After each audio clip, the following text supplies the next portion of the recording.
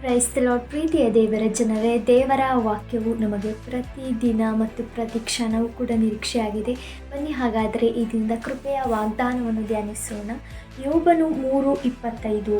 ನನಗೆ ಭಯವು ಹುಟ್ಟಿದೊಡನೆಯೇ ಆಪತ್ತು ಸಂಭವಿಸುವುದು, ನಾನು ಯಾವುದಕ್ಕೆ ಹೆದರುತ್ತೇನೋ ಅದು ತಪ್ಪದೆ ಬರುವುದು.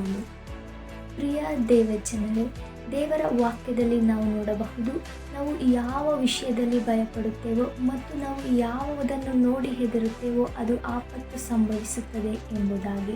ಪ್ರಿಯರೇ, ಯೆಶಾಯ 41:10 ನಾವು ನೋಡಬಹುದು, ನೀನಂತೂ ಹೆದರಬೇಡ, ನಾನೇ ನಿನ್ನೊಂದಿಗಿದ್ದೇನೆ, ದಿಗ್ಭ್ರಮೆಗೊಳ್ಳದಿರು, ನಾನೇ ನಿನ್ನ ದೇವರು ಎಂಬುದಾಗಿ. ಪ್ರಿಯರೇ, ದೇವರು ನಮ್ಮೊಂದಿಗಿದ್ದಾರೆ ಮತ್ತು ನಮ್ಮನ್ನು ಯಾವಾಗಲೂ ಸಂತೈಸುವವರಾಗಿದ್ದಾರೆ ಮತ್ತು ದೇವರು ನಮ್ಮನ್ನು ಎಲ್ಲ ವಿಷಯದಲ್ಲೂ ಕೂಡ ಬಲಪಡಿಸುತ್ತಾರೆ.